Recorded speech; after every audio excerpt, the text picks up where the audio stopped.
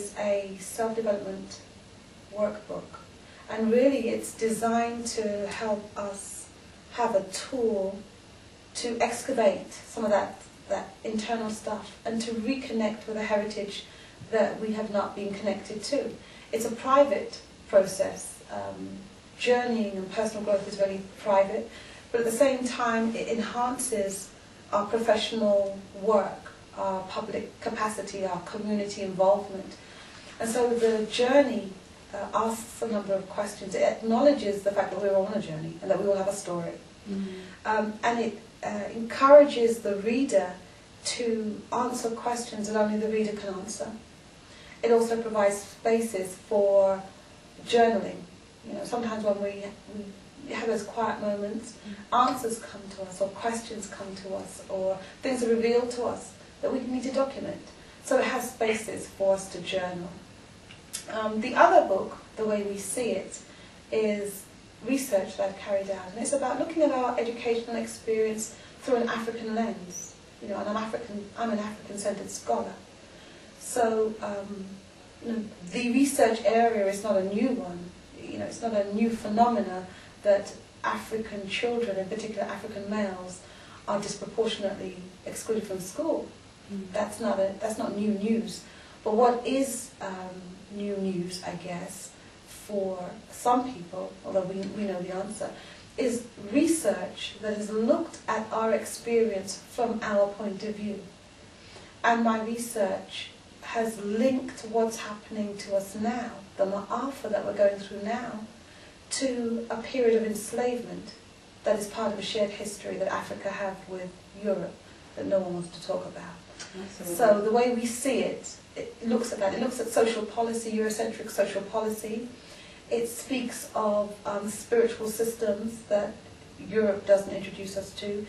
And at the back, towards the end of the book, it gives practical tips to parents and practitioners, policymakers, and pupils for reducing exclusion. Fantastic. Sounds like some really good work that you've been carrying out. Thanks. My next question for you is how you actually envision Africa. That's a huge question. How do I envisage Africa? Well, for me, Africa is much more than a geographical landmass. Africa is a way of being. Africa is a philosophy. Africa is hope. Africa is where the source is. Africa is where the balance is, where the healing is. Africa is vulnerable to exploitation. Absolutely. Africa has been raped without a healing balm applied.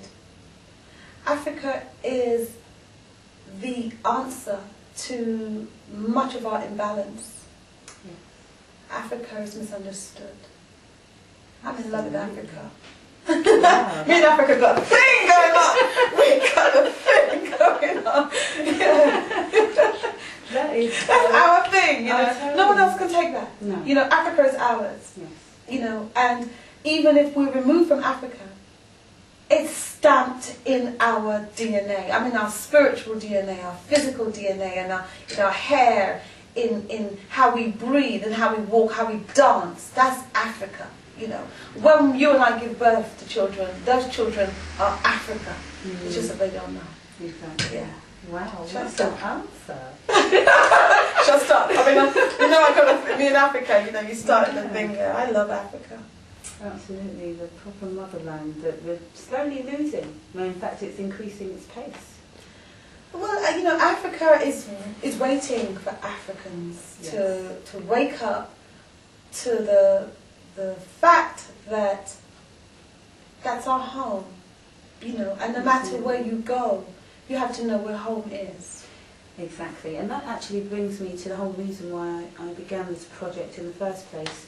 It just became more and more apparent to me that no matter how much we as a people decided to segment and segregate ourselves, we do not identify with any one continent. I was at a meeting the other day where a young man got up and professed, "I am black British and I don't identify with Africa." Let's just say that sparked a big debate, which has got to be a part 2. But that's the kind of thing that I'm trying to stamp out.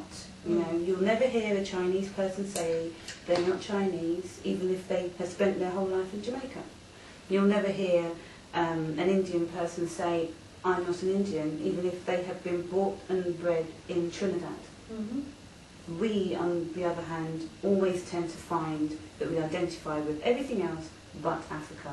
Why? Because of all the negativity that is fed to us in the Western world. But you know, it's quite complex.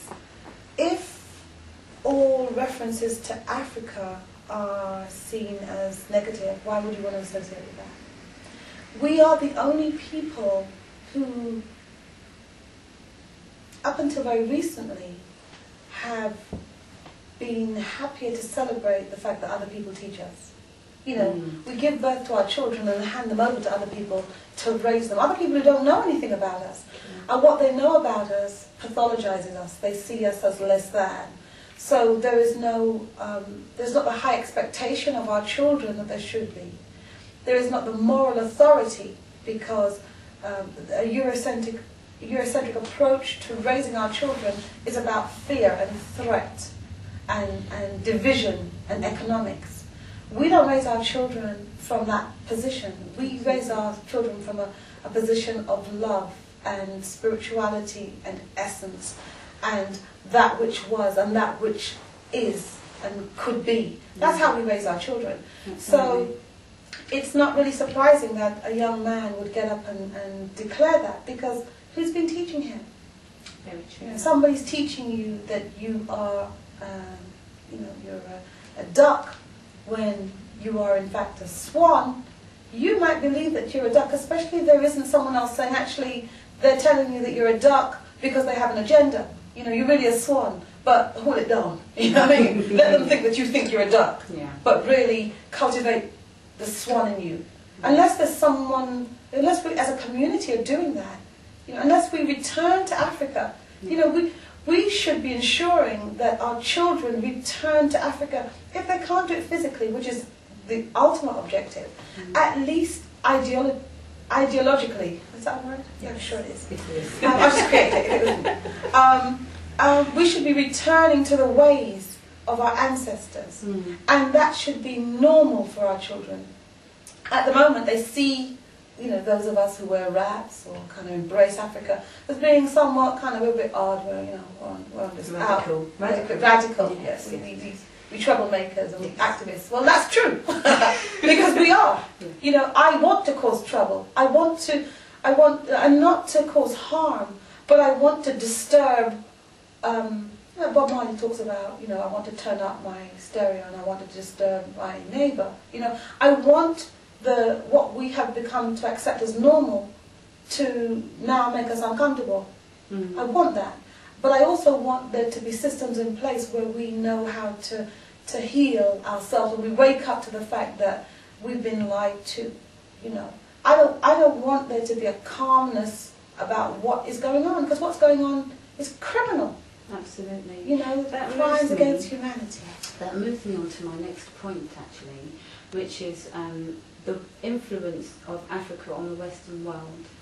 Okay, I just want to find out what your views on that are, because for me, Africa has completely influenced the entire globe, but has received absolutely no recognition for any of its achievements whatsoever. What's your spin on that? Well, it's not even a spin, you know, it's just the truth. The truth is the truth, you know. Many of the systems that exist in the West have